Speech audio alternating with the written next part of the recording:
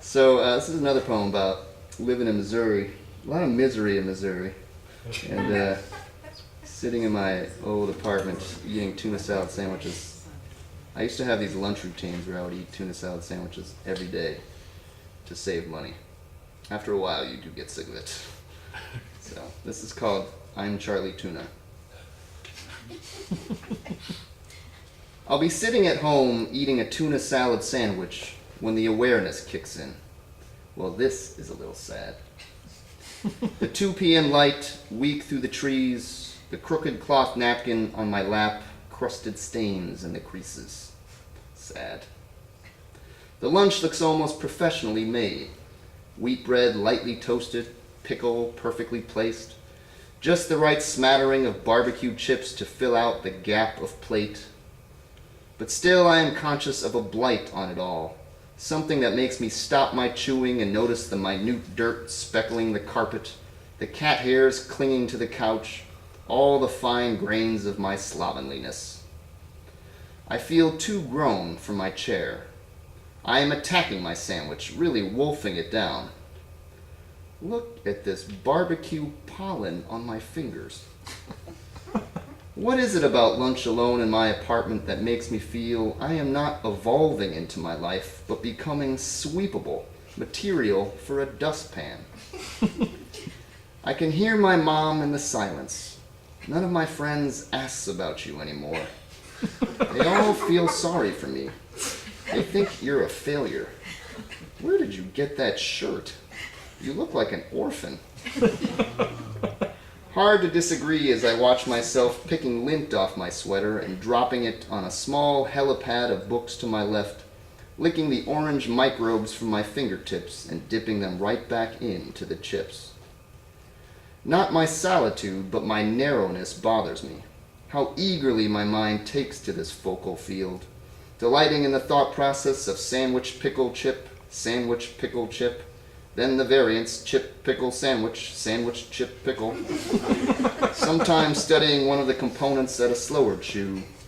The tender, watery seeds tattooed on the inner skin of the pickle, the pockmarked canyon face of a chip. When it could be studying the face of a man, looking for the inner skin of him. The seed beds there beneath the dead growth, combining that face with other far-ranging things of the world in a process, opening out from the cell of my apartment, taking in the Pentagon and penguins, car bombs, marriages, mudslides and satellites, helicopters disintegrating. Already I can see the details thinning as my mind reaches its limits. But would there be any limits if I were living differently? If I let more people into my life, even those I couldn't stand? People who act as if they've never had a feeling, never experienced a single moment of transcendence. Already I am doing it, keeping people out.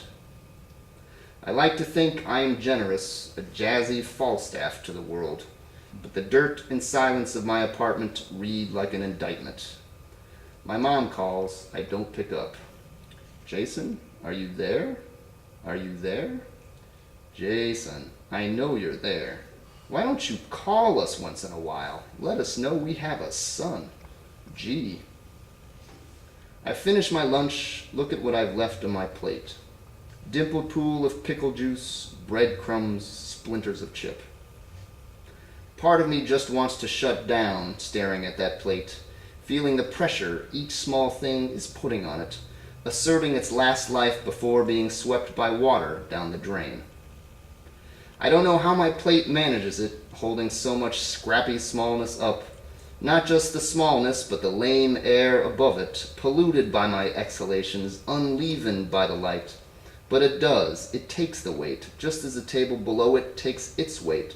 The floor below the table, the tables, the whole apartment below me, the floors. So that I can get up, clean my plate, feel the majesty running in my veins again, gift of so much water from an unknown source, walk confidently down the hall into the other room, type hello, hello at the top of a new page, beginning to get past myself, the privilege of my emotion, this grainy actual window lacquering my vision. Into the world ongoing and vociferous, my fingertips tapping on the keys as on the smooth foreheads of cats.